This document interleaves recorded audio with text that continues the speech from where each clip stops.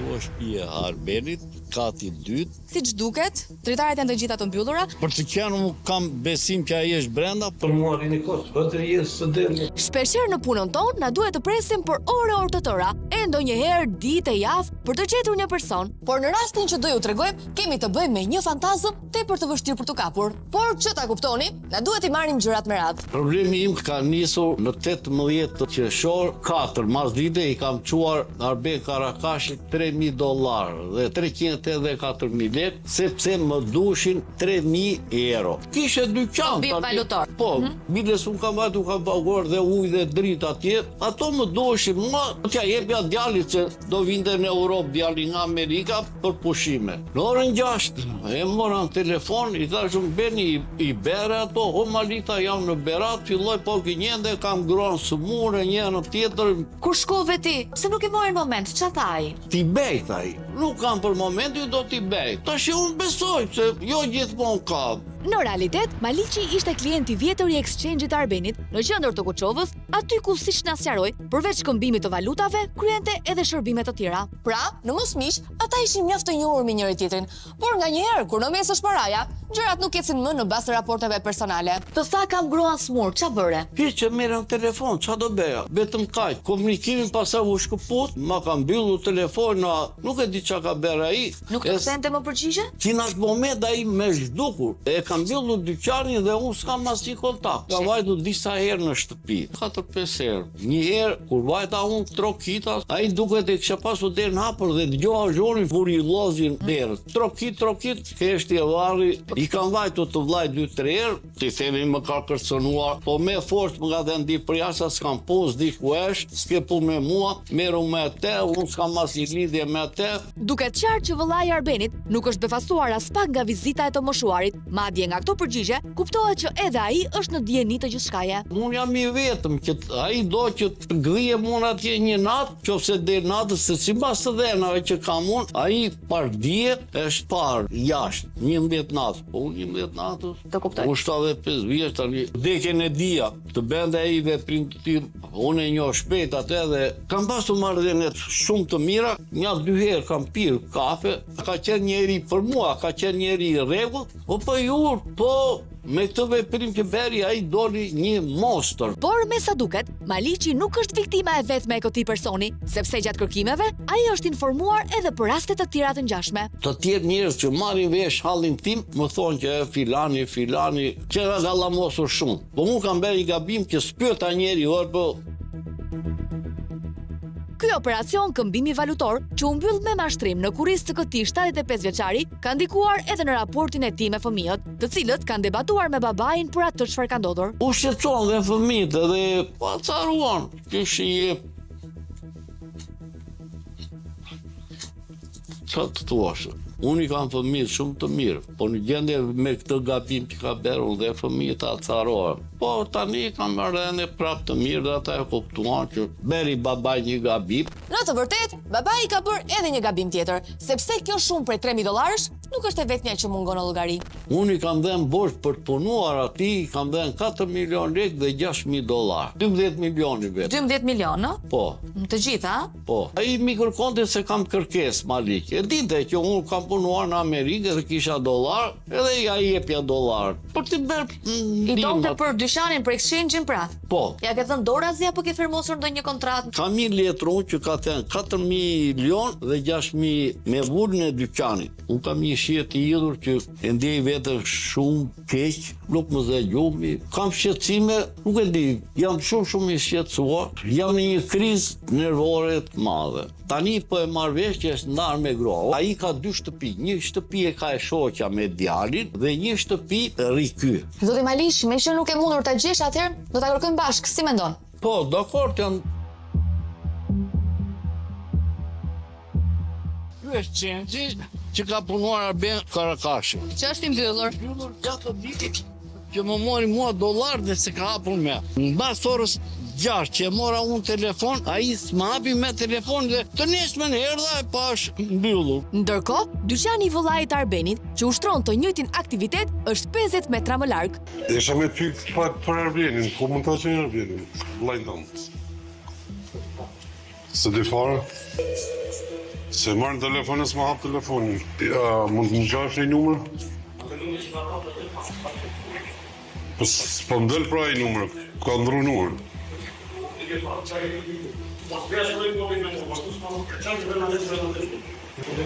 Vëllai tregohet i prerë, sa na jep përshtypjen se edhe ndaj atij vet, Arbeni ka ndonjë llogari të pashtyar. Ndërkohë, pas kësaj bisede të shkurtër me të, nga ku nuk morëm asnjë informacion, vendosim të shkojmë në shtëpinë e Arbenit me shpresën se mund ta gjejmë atje. Kjo dritare këtu është shtëpia e Arbenit, kati 2. Pra siç duket, dritaret janë të gjitha të mbyllura, por ne do të provojmë të shkojmë të trokasim se mbase kemi fat dhe zoti Karakashi do të na hapi derën dhe do të na mirëpres.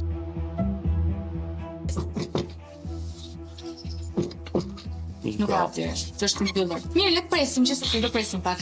Ti ke pritur për shumë kohë, kështu që s'do përzitesh as sot me ne. Shumë herë kam pritur nga gjysmore, se ka hapur amiku në shtëpi.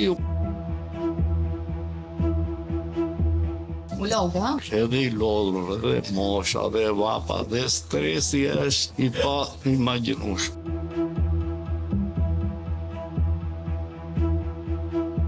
Zoti Maliç nuk ka hap. Qa të bëjë? Të rigjit jetë të se shëtoj dhe familjarët e tjerë. Në fakt ishte e prishme që Arbeni nuk do të hapte derën zotit Maliç, por ndoshta duke dërguar dikë tjetër, mund të jemi më me fat. Arben! Dhe liqi! Arben! Edhe kësaj radhe, dera nuk u hap. Një tjetër mundësi është që ta telefonojmë, edhe pse e di mirë se çfarë do të ndodhë.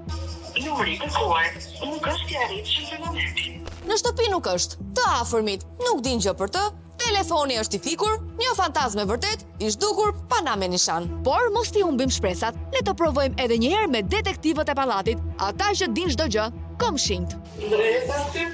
Zëjë? Unë se kam parë. Ti ka gjendë kjo. Po kam bosha, babit. Ishte letra kështu me vlera i dha njëri aty ngeci diçka i ran ato lekët. Pa me policia dhe njëra këtu shfiu derën, se i ka marrë ca lekë. Po ai është këtu tani? Nuk t'i qenë më. Po s'ka do edhe tjetë ai së del, gjanë botë. Pse nuk del? Se ke parë ti tani?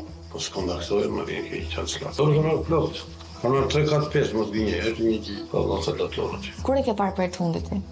Se kam më parë. Rringu juar në shtëpi? Lëviz, ai lëviz për të tjetër. Për mua rini kos. Se s'është aty thua? Nuk ka shumë, po ta them Nuk del. me shpirt. Po të jetë së del. Ai lëviz në orare po të ndryshme. Kur e ke parë ti dje për dje? Po ka qenë e kam parë. Nuk them se s'e kam parë. Sot, dje? Jo.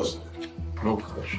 Duket qartë që fantazma e Kuçovës është një person tepër i rezervuar, që çdo lëvizje e bën të programuar me qëllimin që askush mos ta shoh fytyrën e tij. Sidoqoftë, përpjekjet për të gjetur zotin Karakashi vazhdojnë. Dritarja qëndron ende e mbyllur, ëh? Edhe pse ishim ne, zoti Karakashi nuk u duk. Zoti Maliç, me që është vap, unë mendoj të qëndrosh në makinë. Momentalisht ne po kërkojmë vetë pastaj të themin nëse e shohim. Mos huaj po e pe rrugës këtu. Nga sa na than fqinjët, shtëpia tjetër e Arbenit është te pallati ngjitur, kështu që tentojmë edhe një herë. Ka një udron. Gruaja Arbenit je. E ish Arbeni. Si mund ta çojë Arbenin? Ka të plan atje. Edhe ase një fare i zburit, marrë të rrugët, atje si ka të rrugë. Ku mund ta çojë, lutem? Ka të emër shtyll, ajo i di. Ju ka me që vizën, asë një otarë. Nga nervozizmi i shgruas, shihet qartë se nuk kemi të parë që i trokasim në derë, e me shumë mundësi, as të fundit. Ndërsa kanë kaluar 3 orë në kërkim të Arbenit, në një ditë ku temperatura është mbi 30 gradë, jemi në ato momente ku një pjesë e jona thotë që është fiksa i çasti kur duhet të heqim dorë. Zoti Maliç u lodhëm, po nuk gjeta gjë. Nuk e di se çfarë do bëjmë. Edhe ca na pleqëri, edhe ca na vapa xhaxhi, u lodhëm çik. Po çfarë do bëjmë kur kërkojnë të drejtën, edhe kërkoj gjakun dhe djeshën time. Për të qenë unë kam besim që ai është brenda. Në të vërtet, këtë bindje kemi të gjithë, prandaj vendosim të bëjmë edhe një përpjekje të fundit, nga e cila nuk është se kemi edhe aq shpresë. Nëna e Arbenit jeton në Kuçovë dhe nga informacionet që mblodhëm, mësuam se ndodhej te parku në qendër të qytetit, aty ku me pak përpjekje arritëm ta gjejmë. Dhe për fatin ton, komunikimi me të ishte krejt i ndryshëm nga ai që patëm me djalin tjetër. Nëna si e? Arbenin donim ne të takonim pak, se kemi një muhabet. Mund vish të lutem me ne të takojmë pak si thua që kemi ardhur? Ne ikëm atje dhe ai nuk e hap derën. Je lodhur, mërzitur? Mërzitur jam sa me dje, vajta, 3 ditë vrasë se ishta pa qep. E biru nga të ruas, sa me të në një kurse me djali, e të gjë. A i ka qepë me e me di. Dëshpërimi i kësaj nëne për këtë situata s'pak të mirë të djalit të saj është i kuptueshëm. Ashtu siç është e kuptueshme që do ta ruaj deri në fund atë, edhe përmes disa kodeve që kanë vendosur për të hyrë dhe për të dalë në shtëpi. Siç është për shembull, ai i hap pjesë të derës me fjalë kalim.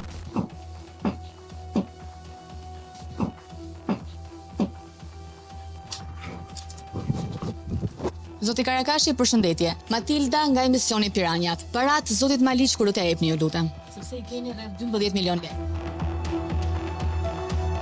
Dini pak për jashtë të Patjetër, mos sjarosh? Do të pres të mos sjarosh? Faleminderit.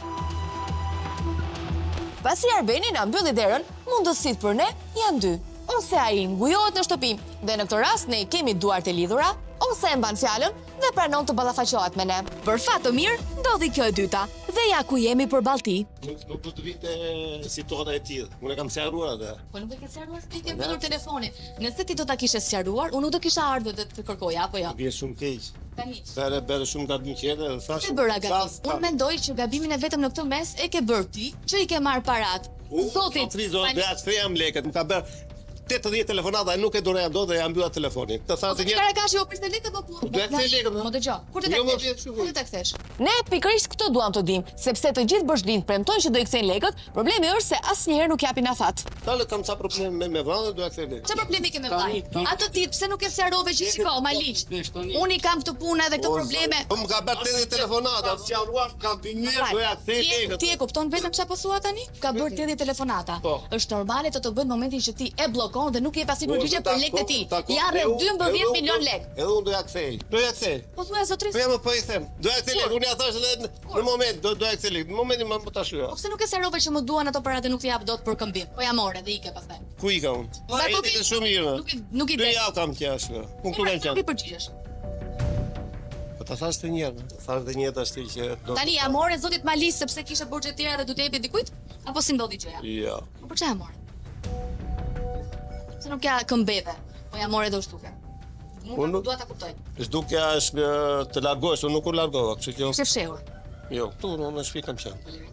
Po në shtëpi kam qenë, s'kem larguar. Është shpike që nuk hap derën, mban këto grilat mbyllur, perdet mbyllur. Ndërsa ne nisim të krijojmë bindjen që zotëria po reflekton dhe po fillon të bëhet bashkëpunues, pa pritur, ai i heq çdo shpresë Maliqit. Duhet të rëndohet. Problemet e mia nga gjyqja atëherë. Si fol në këtë mënyrë, dëgjoj. Jo, jo, se më ka caruar. Tere telefonata nuk durojnë dot. O zoti Karakashi, kërkon lekë vetë apo zoti Karakashi? Sikur ti një herë ti përgjigjesh. Po jam me stolar, jam inxhinier, një të kuçova. Jo sjellje, është e denjë për një person si ju. Po jo, imagjino ti një telefonata nuk durojnë dot. Po ti çfarë do bëje nëse do ti kishte marr Maliqi ato lekë? Po, do ti bie një herë. E mua tjetër më ka marrë 30 milion lekë, s'mi ka dhënë sot kësaj dite. Çfarë ke bërë ti? Si kam denoncuar? Nëse zoti Karakashi ka nevojë, mund shkojmë bashkë te borxhliu i tij. Ne për këtë punë jemi. Çi bere $3.000 dhe 400.000 lekë. Se hajde të tjerat i ke prishu. Këto çi bere, edhe gjinjeve ti kur thoj që te je ndan me gruan. Ore beni, të vjen. Unë jam i devacuar. Po nuk të vjen zona. zona. Po tash jam i devacuar nga bashkëshorti tash. Jam i devacuar. Po pse me mua që jam në vena, he? Nuk të gënjeva. Po i takova.